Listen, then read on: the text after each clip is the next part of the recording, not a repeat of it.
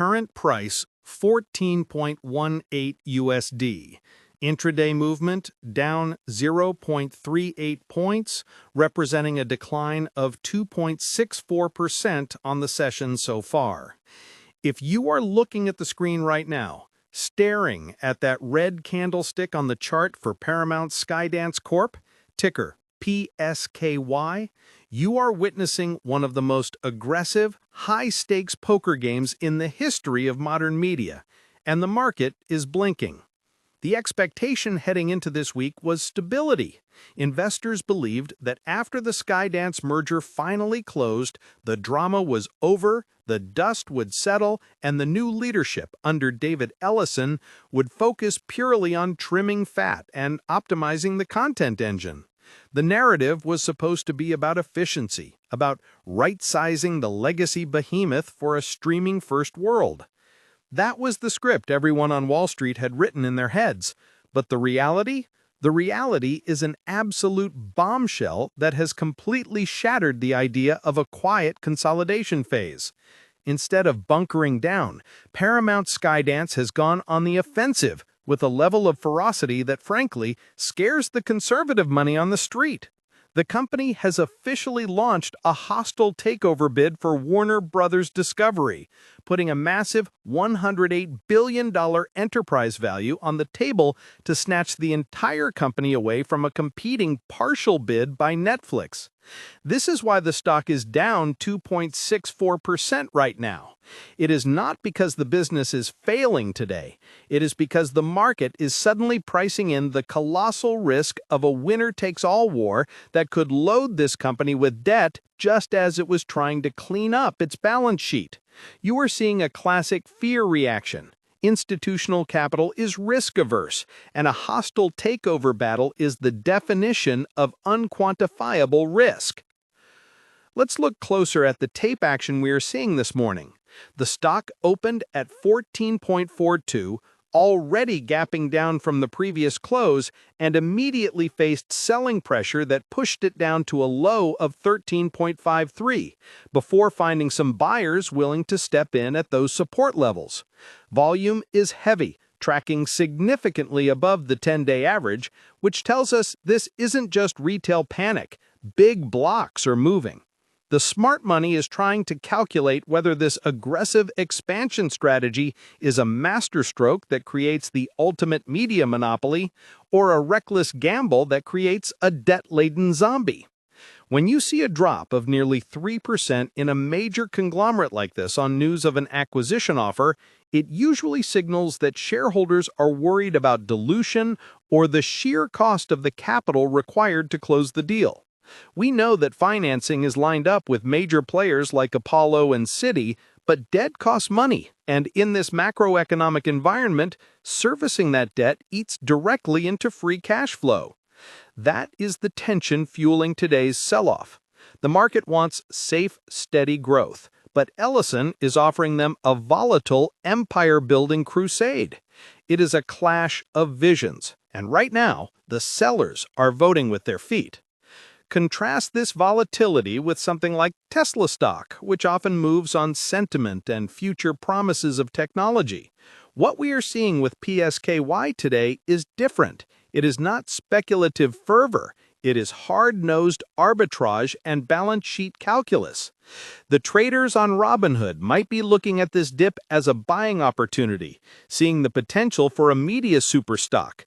But the portfolio managers using interactive brokers are likely hedging their exposure, buying puts, or reducing their position sizes until the fog of war clears. This is the difference between momentum trading and fundamental investing. The momentum is messy right now. You have Netflix bidding for just the good parts of Warner Bros., the studios and HBO, while Paramount Skydance is saying, no, we want the whole thing, including the declining cable networks. That is a contrarian bet. The general consensus is that cable is dead, a melting ice cube. By bidding for the whole package, Paramount is effectively saying that the market is wrong, that there is still massive cash flow to be wrung out of linear TV while they transition to digital.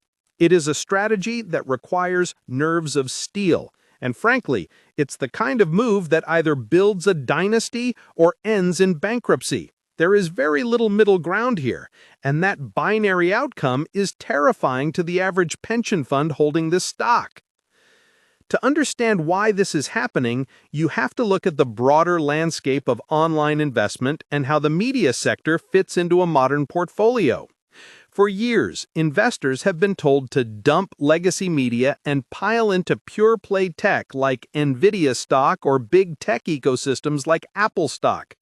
Those companies have massive margins and clean balance sheets. Media, on the other hand, is messy. It's union strikes, it's expensive talent, it's fickle audiences. But here's the counterargument that might explain why you should pay attention to PSKY at 14.18. If this deal goes through, Paramount Skydance becomes the single largest owner of premium content IP in the world. We are talking about combining the Paramount library, Star Trek, Top Gun, CBS Sports, with the Warner Bros. Library, Harry Potter, DC Comics, HBO. In a world where investing sites and robo-advisors like Schwab Intelligent Portfolios are constantly searching for value in an overpriced market, a combined Paramount-Warner entity could generate so much free cash flow that it becomes a dividend monster once the integration costs are paid. That is the bull case. The bear case is that the integration never works, the culture clash destroys the creative output, and the debt crushes them before they can synergize. This brings us to the mechanics of the trade. If you are a self-directed investor engaging in self-investing through a Fidelity mobile app or the Robinhood app, you need to understand that this stock is now an arbitrage play. It is no longer trading purely on its own earnings. It is trading on the probability of the merger succeeding or failing. If the hostile bid fails and Warner Brothers wins the assets, Paramount Skydance might actually pop back up because the risk of the acquisition is removed. But then they're left alone, smaller, and potentially vulnerable to being acquired themselves. If they win, the stock might stay depressed for months as the market digests the issuance of new debt. It's a complex situation where winning the deal might hurt the stock price in the short term, while losing might help it. That is why you see such high volume today. High-frequency algorithms are scalping these headlines, reacting to every rumor about regulatory approval or counterbids. Let's pause on the regulatory aspect. A merger of this size, Paramount and Warner Brothers Discovery, would almost certainly trigger an FTC review. We have seen how the government has gone after tech mergers. Media consolidation is just as sensitive. However, the argument here would be that they need to merge to survive against the tech giants like Amazon and Apple, who are encroaching on their territory. It's the survival defense. If you are using Fidelity Wealth Management or consulting with investment help, your advisor would likely tell you that regulatory risk is a major hangover for a stock.